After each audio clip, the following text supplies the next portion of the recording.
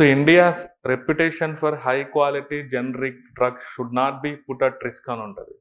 Okay, so editorial పార్ట్లో left side మీరు చూస్తే న్యూస్ పేపర్లో, so India's reputation for high quality generic drugs should not be put at risk అని ఉంది. Generic drugs అంటే ఏంటి? Anyone idea? బయట మనం మూవ్ అవుతే ప్రతి దగ్గర ఉంటాయి జనరిక్ డ్రగ్స్ అని, కానీ అక్కడ ఎవడు ఉండడు, ఉంటారా? సో మన ఇండియాలో ఉన్న దరిద్రం ఏంటంటే మనం ఎంత quality. Okay, so generic drugs అంటే ఎలా? అక్కడ చూడండి, దానిపైన రాసి ఉంటారు 50 to 80% డిస్కౌంట్ అని ఉంటుంది క్లియర్. ఓకే, జనరిక్ డ్రగ్స్ అంటే ఏంటి? Anyone idea? So generic drugs, so ఈ పదం మనకి ఇంపార్టెంట్. జనరిక్ డ్రగ్స్ అంటుంది. సో నేను ఎక్కడో మీకు ఇనిషియల్ క్లాస్లో స్పూరియస్ డ్రగ్, ఓకే, అది చూసేదానికి అలానే ఉంటుంది ఒరిజినల్ డ్రగ్ ఫార్మాట్లో, లోపల వేరే కంటెంట్ పెట్టేసి మనకి సేల్ చేస్తుంటారని చెప్తాం. ఓకే, అది మిస్లీడ్ చేయడం, అందులో ఒరిజినల్ కంటెంట్ ఉండదు. ఓకే, అటువంటి వాటిని స్పూరియస్ డ్రగ్స్ అన్న. జనరిక్ డ్రగ్స్ జనరల్ గా పేటెంట్ అనే పదం కొంతమంది మీకు వినింటారు ఈ పదం గురించి, పేటెంట్ అనేది. సో పేటెంట్ అంటే ఎలా అర్థం చేసుకోవచ్చు? సో ఇంటలెక్చువల్ ప్రాపర్టీ రైట్స్, మేధో సంపత్తి హక్కులు. ఓకే, మేధో సంపత్తి హక్కుల్లో copy rights, patent, trade marks ఇలాంటివి మనం చూడవచ్చు ఇండైరెక్ట్. సో మనం ఏదన్నా ఒక కొత్త వస్తువుని తయారు చేసినా, లేదా కొత్త ఔషధాన్ని మనం తయారు చేసినా, కొత్త ప్రక్రియను మనం కనిపెట్టినా, వాటిని ఎక్స్క్లూజివ్ గా మనమే ఉపయోగించుకునే విధంగా స్వయానా ప్రభుత్వం మనకి కొంత పర్మిషన్ ఇస్తుంది. ఒక చట్టం ఉంది ఇండియాలో, 1970 పేటెంట్ యాక్ట్ అని. ఓకే, ఆ చట్టం ప్రకారం మనం అందులో రిజిస్టర్ చేసుకుంటే, ఓకే, ఒక 20 years వరకు ఎక్స్క్లూజివ్ గా మనకి రైట్స్ అనేది ఉంటాయి, హక్కులు అనేది ఉంటాయి. అంటే మన ఉత్పత్తిని వేరే వాళ్ళు దుర్వినియోగం చేయకుండా. బట్ జనరిక్ డ్రగ్స్ అంటే ఎలా అర్థం చేసుకోవచ్చు? పర్మిషన్ ఉండదు. ఓకే, ఈ పేటెంట్స్ అనేది అయిపోయింటాయి, అంటే దాన్ని ఎవరైనా తయారు చేయొచ్చు. జనరిక్ డ్రగ్స్ అంటే ఎలా అర్థం చేసుకోవచ్చు అంటే, పేటెంట్స్ లేకుండా మార్కెట్ లోకి ఏవైతే అవైలబుల్ ఉంటాయో ఆ డ్రగ్స్ అన్ని జనరిక్ డ్రగ్స్ అన్నారు. అవి ఎవరైనా తయారు చేసుకోవచ్చు. ఒక పెద్ద పెద్ద రాంబాక్సీ, గ్లాస్కో స్మిత్ లైన్ ఇలాంటి కంపెనీసే కాదు, లోకల్ మన ఊర్లో కూడా తయారు చేయొచ్చు అలాంటి డ్రగ్స్ ని. క్లియర్, అటువంటి వాటిని మనం ఏమంటాం?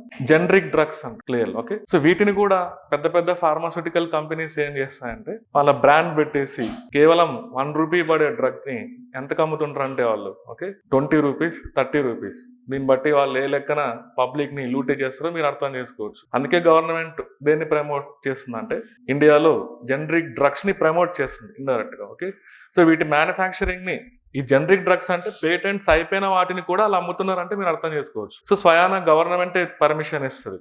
కొన్ని కంపెనీస్ ఉంటాయి, సబ్సిడీస్ ఇస్తాయి, మీరు తయారు చేసుకోమని చెప్తుంది. దానివల్ల లోకల్లో మ్యానుఫ్యాక్చరింగ్ పెరుగుతుంది ఇండైరెక్ట్ గా. ఓకే, సో అదే డ్రగ్ మనం, ఓకే, ఫర్ ఎగ్జాంపుల్ ఒక అజిత్రోమైసిన్, నేను ఎప్పుడో మాట్లాడింటా దీని గురించి, అజిత్రోమైసిన్. అది మనం బయట నేను చెప్పిన సో కంపెనీస్ గురించి ఒక్కొక్క టాబ్లెట్ 19 రూపీస్, 20 రూపీస్ ఉంటుంది.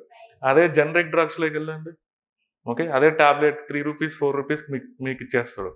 కానీ అది నమ్మట్లేదు పబ్లిక్. ఓకే, విషయం ఏంటంటే అందులో నిజంగా అజిత్రోమైసిన్ ఉంటుందా లేదా అనేది డౌట్ ఇక్కడ. అదే చెప్తున్నాం కదా, ఇందాక ఒక మాట మనం మాట్లాడడం, స్పూరియస్ డ్రగ్స్ అని. క్లియర్. ఓకే, సో అందుకే జనరిక్ డ్రగ్స్ పబ్లిక్ మంచి ఉద్దేశంతోనే జన ఔషధి స్కీమ్ అని ఒకటి పెట్టింది government of India, Jan Aushadhi scheme.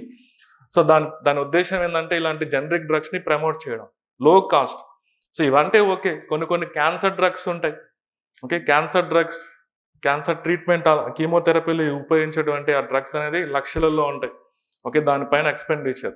అలాంటి వాటిలో కూడా జనరిక్ డ్రగ్స్ ఉంటాయి, క్యాన్సర్ కోసం యూజ్ చేసే వాటిని లో కాస్ట్తో ప్రొడ్యూస్ చేసి పబ్లిక్ అందించవచ్చు. ఓకే, సో జనరిక్ డ్రగ్స్ అంటే మీనింగ్ ఇక్కడ ఏంటంటే, ఇక్కడ ఏముంటుందంటే ఆర్టికల్స్లో, ఈ మధ్య మనం ఆఫ్రికా కంట్రీస్కి కొన్ని, ఓకే, మన ఇండియా తరపున చిన్నపిల్లలకు యూజ్ చేసేటువంటి కొన్ని సిరప్స్ని, మనం కాఫ్ సిరప్స్ని ఆఫ్రికాలో ఉన్నటువంటి కొన్ని కంట్రీస్కి ప్రొవైడ్ చేయడం జరిగింది మన ఫార్మస్యూటికల్ కంపెనీస్.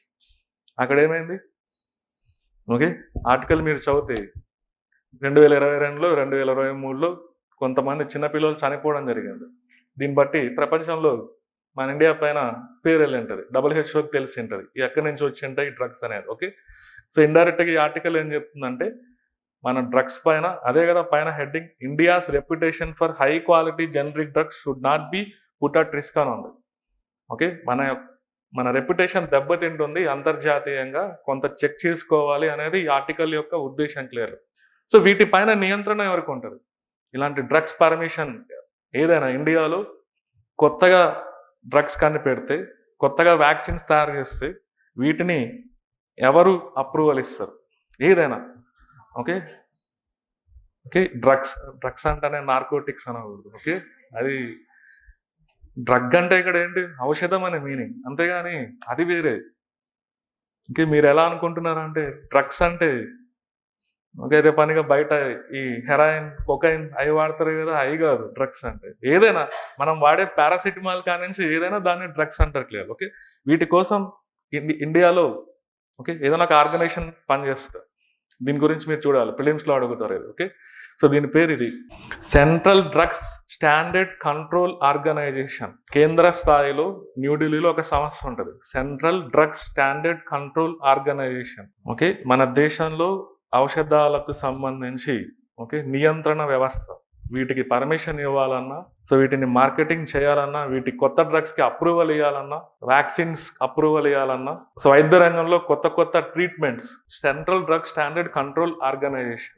దీని హెడ్ క్వార్టర్స్ ఎక్కడ ఉంటుందంటే న్యూఢిల్లీకి లేదు. ఓకే, అది రీజనల్ ఆఫీసెస్ అనొచ్చు. ఓకే, హెడ్ క్వార్టర్స్ వచ్చేసి న్యూఢిల్లీలో ఉంటుంది. సో ఇది ఏ మినిస్ట్రీ కింద పనిచేస్తుంది గెస్ట్ చేయొచ్చు మీరు, ministry of health and family welfare. So ఈ ఆర్గనైజేషన్ ఏ యాక్ట్ నుంచి ఫామ్ అయి ఉంటుంది, అది కూడా క్వశ్చన్ అడగచ్చు. ఈ ఆర్గనైజేషన్ అనేది ఎలా ఫామ్ అయి ఉంటుంది, ఎక్కడి నుంచి ఫామ్ ఉంటుంది, ఎనీవన్ ఐడియా? మన ఇండియాలో 1940 డ్రగ్స్ అండ్ కాస్మెటిక్స్ యాక్ట్ అనేది ఒకటి వచ్చింటది భారతదేశంలో. దాని పేరు అంటున్నాం డ్రగ్స్ అండ్ కాస్మెటిక్స్ యాక్ట్, ఔషధాలు మరియు కాస్మెటిక్స్ చట్టం. ఇండైరెక్ట్ గా 1940లో ఆ చట్టం నుంచి 1940లోనే ఇది ఏర్పాటు చేసింటారు. So drugs and cosmetics act 1940